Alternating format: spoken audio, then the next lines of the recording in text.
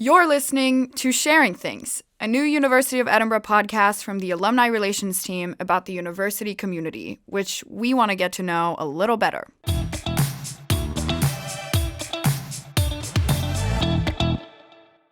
Hi, I'm Amalia. I'm a fourth-year student, and I'm the host of this podcast. In Sharing Things, I talk to alumni, staff, and students about their stories. Guests have all been asked to bring an object as a starting point for discussion, and the object can be anything important or significant. It can represent an event, person, decision, experience, or it can just remind them of something. Let's see where this takes us. In this episode, you will meet Melanie Reid and Rosie Taylor. Melanie is a journalist and writer, and she left Edinburgh University in 1980 with a degree in English literature, and she's well known for her weekly spinal column in The Times, which is about disability and her life as a disabled person.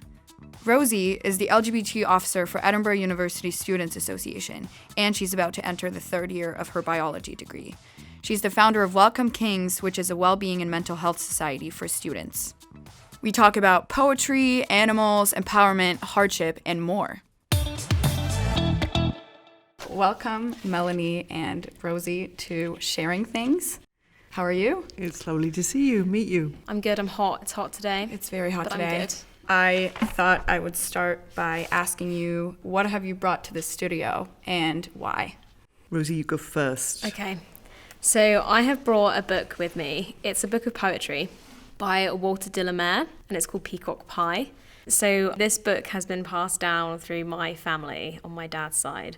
I'm not even sure how many generations, because my dad tells so many fibs that it could be 5, it could be 20, it could be 1. But when I grew up, this book was very special to me. And when I was younger, my dad used to read aloud to me a lot from the book. And that's probably one of the strongest and most positive memories I have from my childhood. And it's just something that really grew with me. And as I grew up, that I really took to places and brought with me to university. I moved about 6.5 hours north from down south for university. And I don't really have much contact with my family other than my dad. So this was a really particular thing to bring with me, I guess. Something that was really important to me. And it's probably the only tether that I keep to that place. Bringing your childhood with you. Yeah, kind of symbolically, I guess. A link to home. Yeah, and it's just I have very strong and very vivid sensory memories connected with the book. But also my dad is a journalist as well, and he studied here too, and he's a writer. So I think it's very symbolic sort of me and of what I grew up around and of the ways that he kind of got me to read and taught me to enjoy poetry. And poetry was something that when I came to university, I started getting into again, because I spent the time before mentally unwell and not really reading or writing. And I brought this with me, and then I read it again when I came to university from cover to cover sort of, and kind of fell back in love with it. Do you have it on your bedside table? I do actually. I had to remember to bring it with me when I came today. But yeah, I keep it around and I do flick through it. I think poetry is something that you don't necessarily read cover to cover, piece to piece, back to back. But with this book, I just do. I know some people who read one poem a night. They have a big book by their table, a bedside table. 365 a day. Yes, precisely. Yeah. And they read a poem every night, which I think is... I aspire to do that. I never do, but it would be lovely to be that organised. Do you have a favourite poem? Yeah, so there's one poem that's very short, and it's called Silver, and it's about the way the moonlight makes things look. But Walter de la Mare's poetry style is very lyrical. I wouldn't say it's very clever. And that's interesting because my dad he studied literature, and he likes, I guess, what you would call writerly texts that are more about the craft of them being created and are more clever about the way that they incorporate ideas. Whereas I think Walter de la Mare is very kind of just a pleasure read. It's very simple. It's easy, it's accessible. Yeah, when you're exactly. little, that's nice. There's also a poem where...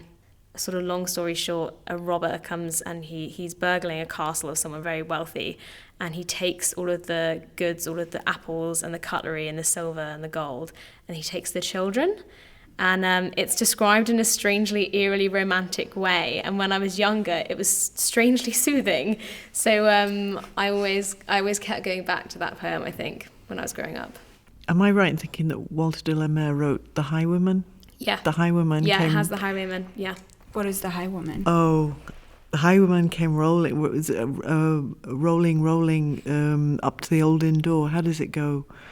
It's kind of, that's I there in wouldn't know my the child. exact words, but yeah, it's very... The road was a sliver of moonlight across the darkened moor, and the highwayman came rolling up to the old inn door. Yeah, it's very rhythmic, his poetry.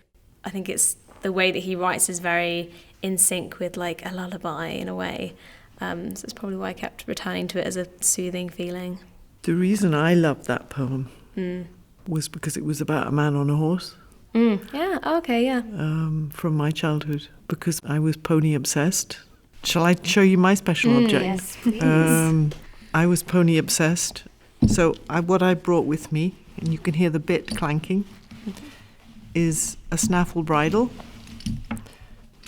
for a horse to wear, obviously. And it's a very beautiful item, which I should have polished before I brought it here, but it's been a bit redundant since I had my accident and I haven't ridden any. But when I was a little girl, my granny had a pony, and I fell passionately in love with ponies and horses. It's the only love affair that's really lasted all my life. You know, guys have come and gone, but ponies and horses endured.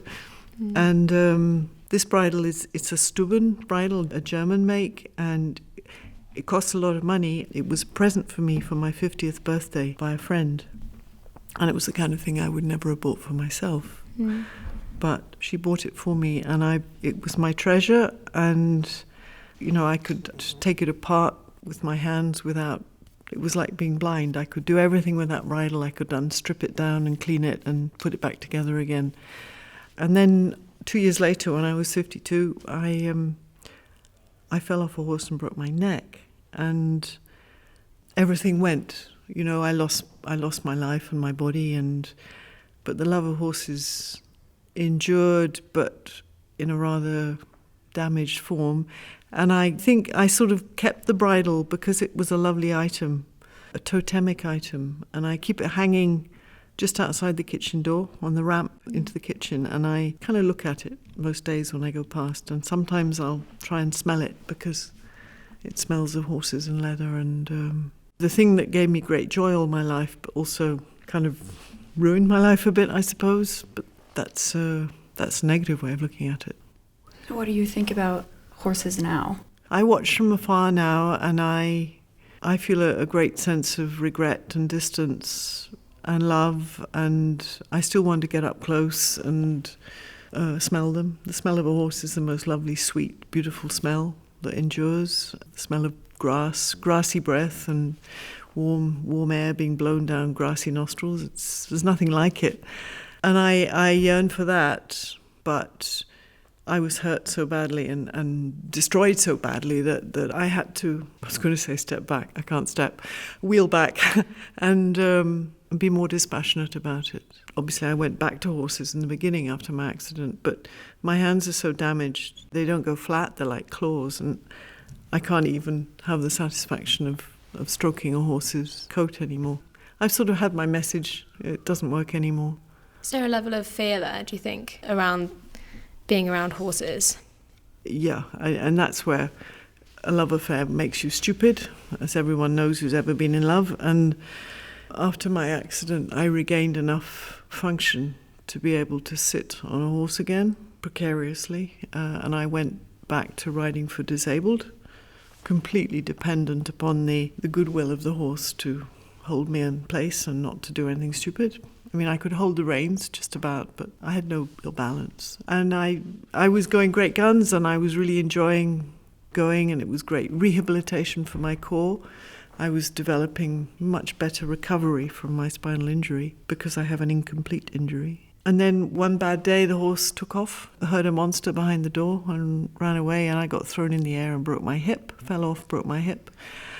And I kind of thought I went through so much grief at that point and so much pain, and I put my family through so much, and I was so embarrassed, totally embarrassed, that I decided you really have to be sensible now, so no more. In truth, I've never gone near them again.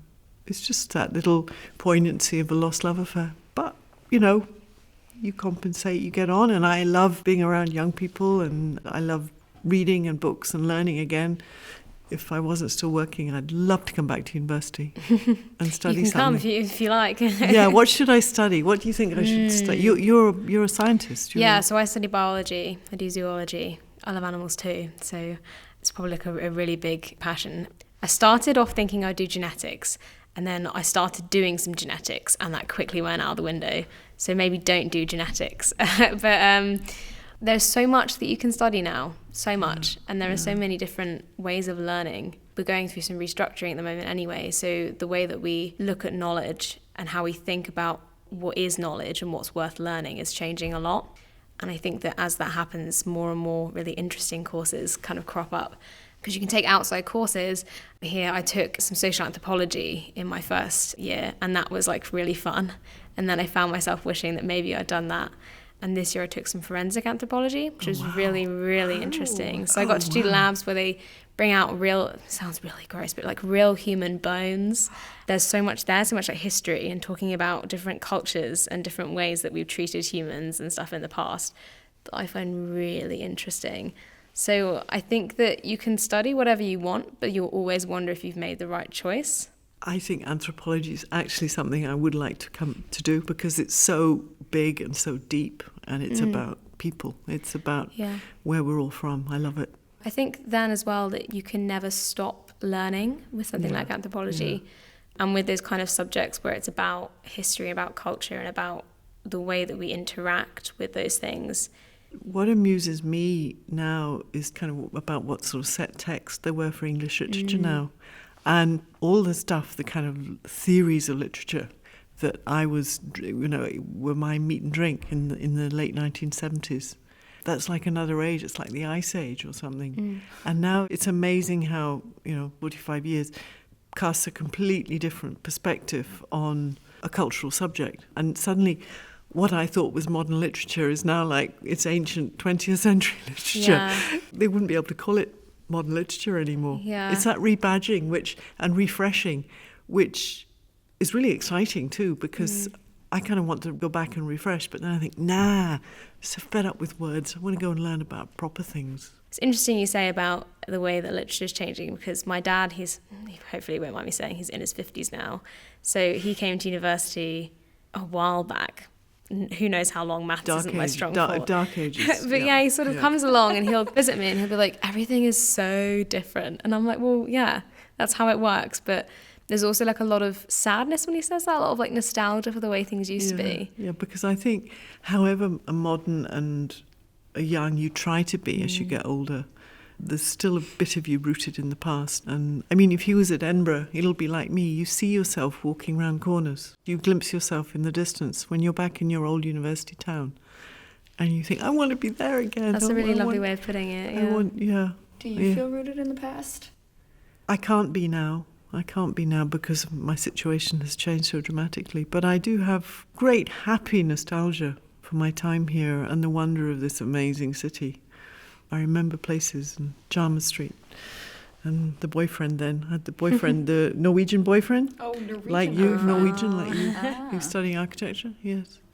So I spent a lot of time loitering in Jarmouth Street, hoping he'd come out. Oh, that out pining. Of the architecture department, yeah. Would you say you read more fiction or non-fiction? Fiction, it's like sort of watching junk telly. It's kind of like, I don't have time. I want facts.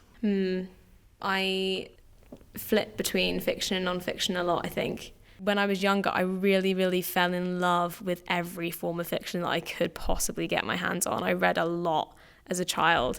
And I think mainly because my home life was very far from perfect and it was very much like an escape.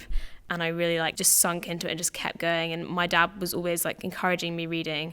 And so when I did see him, would buy me books just whenever I wanted, because he was like, this is a good thing. At least she's not doesn't want Barbie dolls or anything, which he would probably have been a bit less keen about. And I really bit into every kind of fiction that I could get. And sometimes the more removed from reality, the better.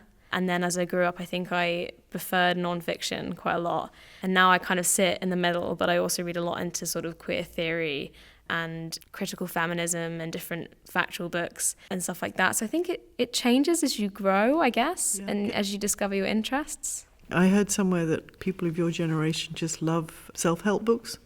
Do you devour them at all? No, I can't say I do. I don't get any joy or pleasure from reading them. Yeah, I think that they don't give you anything. Especially, I find that a lot of the rhetoric and a lot of the stuff that they kind of put out into the world can be very disempowering from people, but also can be quite ableist. And as someone that has always, since I've known, had a mental health condition, a lot of self-help book is about empowering you to help yourself, but sometimes people just can't make those changes. Yeah. And that can be quite like an alienating discourse. I think as well, like the nature of it is that I grew up around my mother who read self-help books all the time, but was still not a very nice person. I think that some people get a lot from reading them, and some people feel really as though they know what they want, but when they read it in a book and it's an expert telling them that it will work, it can feel very validating, and that can be really, really empowering and really helpful to some people, especially when they're quite lost. So I understand the value of them. You mentioned empowerment. What makes you guys feel empowered? I'll talk about after I became tetraplegic and in a wheelchair, and I lost the capacity for everything. I mean, my right hand allows me to drive a car and to make myself a cup of coffee, etc., feed myself. So I'm fortunate in that regard. But I was empowered within 3 weeks of my accident because I was given the opportunity to write about the situation I was in. I was like a war correspondent reporting from the front line of my own body. And I wrote a weekly column, which was published in the Times. And lots of people took something out of it. But I have to say the person who got the most out of it was me, probably, because it was my emotional life raft. But it also kept me earning money. You know, I was the main breadwinner. My husband was semi-retired. Doug, my son, he was in second year here when it happened. And, you know, my income was really important. And there was this sort of absolute trauma of thinking, we'll have to move, we'll have to sell, everything will have to give up. And the continuing to write meant I could continue to earn my salary. That empowerment, I think, gave me a massive sense of self-worth and the energy and optimism to keep working, to keep living so I could work and still do what I'd always done. As a woman, I've never for a minute not worked. You know, I'm one of these second wave feminism, the kind of hard line, never didn't work, went back to work within 2 days of having a baby, that kind of macho stuff, which is crazy. But that was what you did in the 1980s. So work structures me and empowers me and take it away from me at your peril. What about you? For me, coming to university was a very empowering feeling, mainly because I didn't think that I would get here. I am a very stubborn person, and to me it was kind of part of getting to university was proving people wrong, I think. And it worked, and I'm here, so there's that. The most empowering thing I think for me is the ability to sort of support other people, and that sounds very kind of like, oh, I'm such a good person, good Samaritan. I absolutely understand. But watching people around you grow from knowing you is the single most, I think, gratifying feeling. Like for me, friendship is very empowering because I kind of came to university thinking, well, I've come from this position that I'm in at the moment and I want to come and just be honest, because I don't think that not talking openly about why I'm here and what I've gone through to get here is not going to work, because I was still very much in a place when I arrived where I needed a lot more support than I would have done maybe 5 years ago or maybe 2 years from now. And I just kind of thought, well, in university there are so many people that chances are one of them's going to like you. So if I just kind of do what I want, and then hopefully people that don't like it will go away and people that do like it will become my friends. And then that friendship actually was so empowering because I had done me and I had done myself and done all the things I wanted to do, and people weren't sort of saying, we don't really like this. People were like actually wanting to spend more time with me. And that was like a brilliant feeling. And then that friendship branches out into all of the different communities that I spend time within, whether it's thinking about spending time with other students who identify as disabled, spending time with other students who identify as LGBT or queer, and spending time in different places with very different people that have come from all over the world, and for them to be able to build a lasting connection with you because there's something about you that they find to be valuable is one of the best ways of countering that inner critic, I guess. Can I just say, you have an amazing strength about you. I mean, Thanks. I feel that across the table. You Thank look you. amazing, and you have, I can understand why. I might cry. No, I won't No, cry. but you do. I can understand why people would Thank want you to so be your much. friend. Thanks. You really look like you. Authentic. No. Yeah. I think it's definitely something that comes from difficulty, and I can say that I feel the same way when you're speaking, is that I'm like, oh, I wish I could put things in that way. And this is not just a podcast of Melanie and I like complimenting each other, but it's true. I think that when you go through something very difficult, and in your case something very, very challenging, is that now for you to sit here and speak so openly about what you've been through and speak so openly about how you felt at the time, there's a real steel that comes through it, if you see what I mean. Both you and I have had to have extraordinary strength to be able to be here, to sit and talk like this, to get to where we're at. And I think in our own ways, you through your work at the university and me through my writing, we offer life rafts to other people, and we probably help put their lives in perspective. You know, I get so many emails, tweets, whatever, from people saying, you know, I used to moan at my son for leaving wet towels or odd socks in the bath, or, you know, not locking the door. And she said, now I don't care about these things because I put them in perspective. You've made me value what really matters.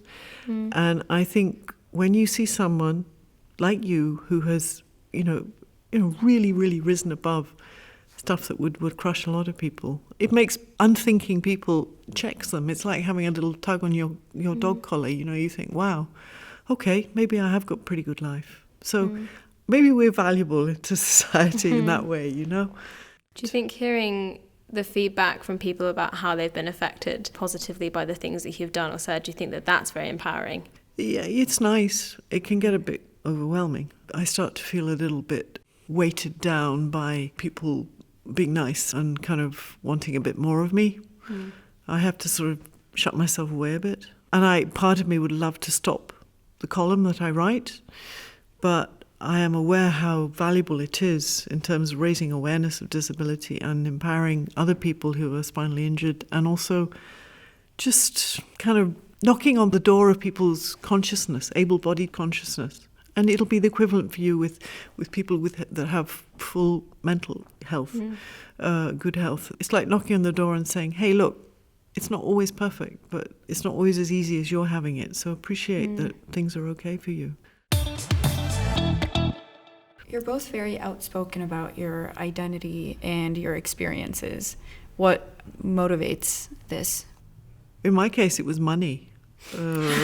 I had to find something to write about to keep earning my salary, and I didn't have anything else to write about other than write about my condition. So I grabbed the opportunity. It's a very valid motivator, I have to say. Yeah. I can never know how to answer this question. I think that it's more that I couldn't imagine not doing it. So I had an interview a while back with this project from Glasgow that's looking at well-being among young Scottish people and young people living in Scotland. And one of the questions that she asked me was, if you hadn't have moved up here to university and you were living back down south, do you think you would be out? Do you think you would be outwardly queer or dating whoever you wanted? Do you think you would talk more about mental health?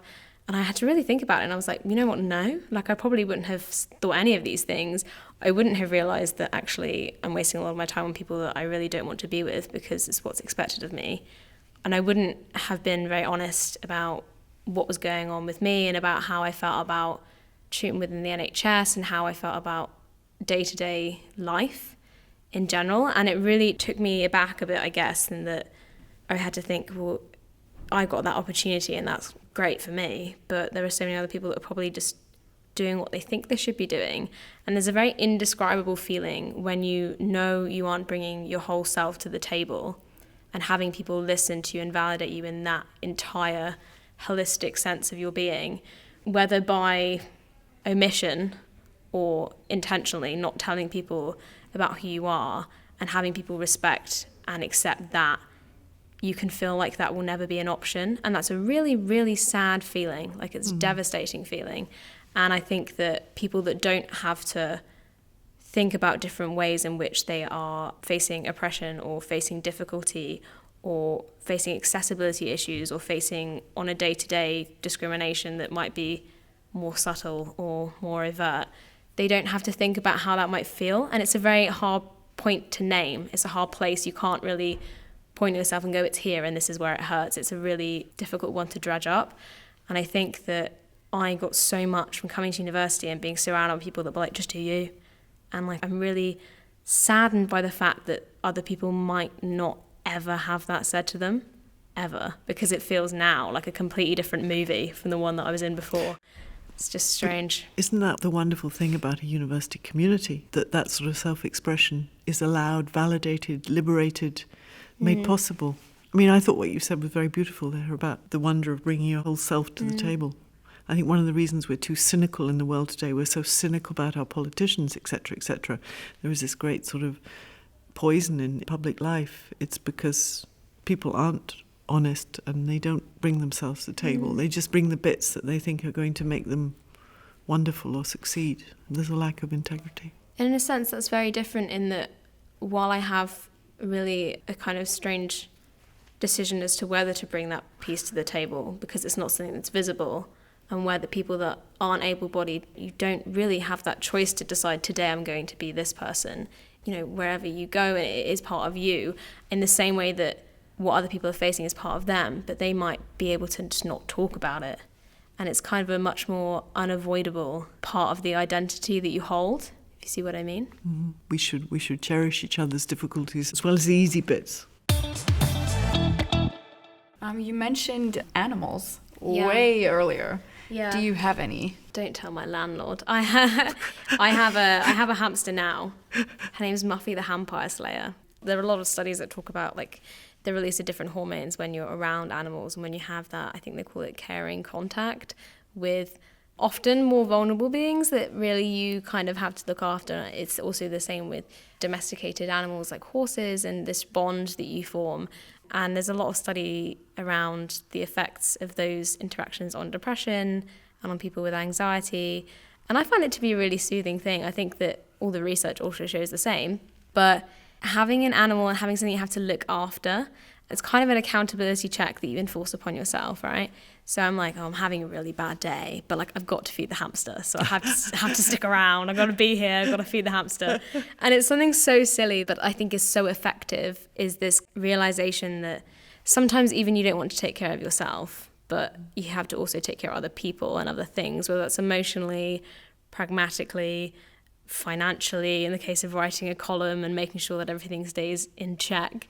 But your ability to be there for other people in varying capacities of many types is something that is very embodied in the sense of a small animal with big eyes and a cute little face. That's like, it's very difficult to fail that. It's very difficult to fail one of those dependents. Do you stroke him, or is it a her? It's a her. It's a her, sorry. Yeah. Do you I stroke her all the time, yeah. She's very active. Like, she's pretty scarily active, actually. Because it's endorphins, isn't it? Yeah. I mean, there is hard science Yeah, so behind it's oxytocin release. And actually it's the same thing that mothers get and babies get when they're held as children and when mothers hold newborns.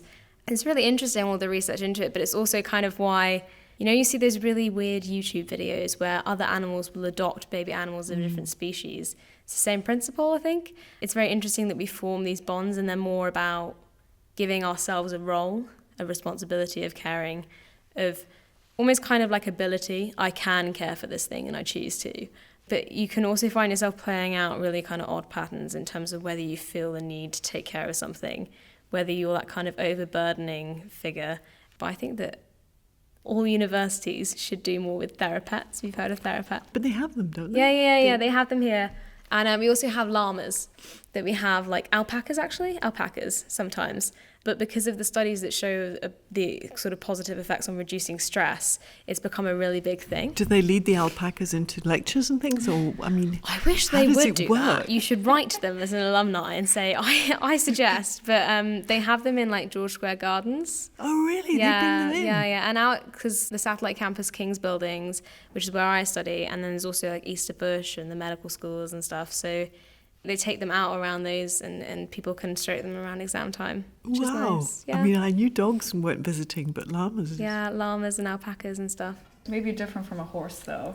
Well, they've done amazing stuff with horses, with guys who've suffered PTSD, ex-military people who've been destroyed by what they've seen. They have rebuilt their lives through bonding with horses, and it's kind of riding for good mental health. Yeah. And they've turned the lives of some of these guys around.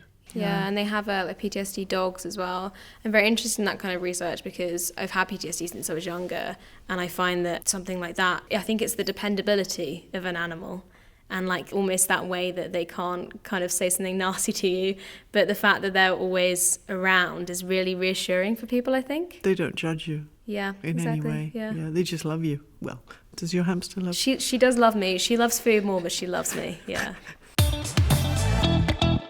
I have one last question for you guys. So if you could associate your object with one word, what would it be? I think I would say soothing. Why? I think that I have such positive memories connoted with sort of like being younger, and there's a very like clear vision in my mind of it being kind of like a summer's day, much like today, but very late in the evening when the sun's kind of going down and the temperature's dropping a bit, and you're like, you spent the whole day being really hot, so you're really lazy and you're just kind of moping around. And as a kid, that's my memory, is kind of that, and a big tree outside of my house that the sunlight would go through and into my room. And then my dad reading a poem to me, and he's got a good reading voice, he knows that. He's got a very plummy accent. And then kind of falling asleep to all these visions of like gold and silver and trees and highwaymen and all these kind of fantastical figures. And children being robbed. Children being robbed from their beds, yeah. It's like a strangely soothing feeling. I think that is the best way to describe it. And the fact that it's all in words is that wherever you are, those memories are still connoted with those words, yeah. I remembered the line in The Highwayman. It's the highwayman came riding. Yeah. Not rolling, riding. Yeah. Yeah. It's a good poem. It's very Zorro. It reminds me of, yeah. Very.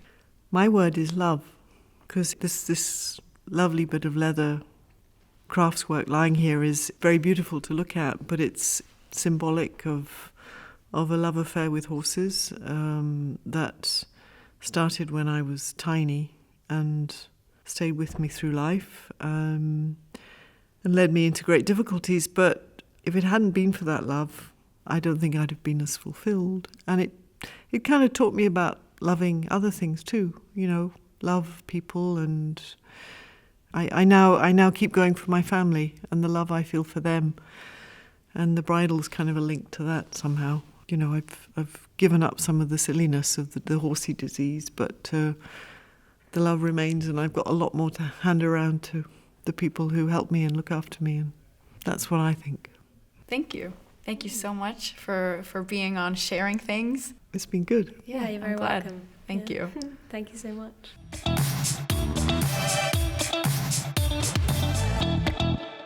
Thank you for listening to Sharing Things. Make sure to subscribe to our podcast on iTunes, Spotify, or Google Play to catch our next episode. Be sure to visit our website to read more about our guests and other episodes at www.ed.ac.uk/sharingthingspodcast with little dashes between the words.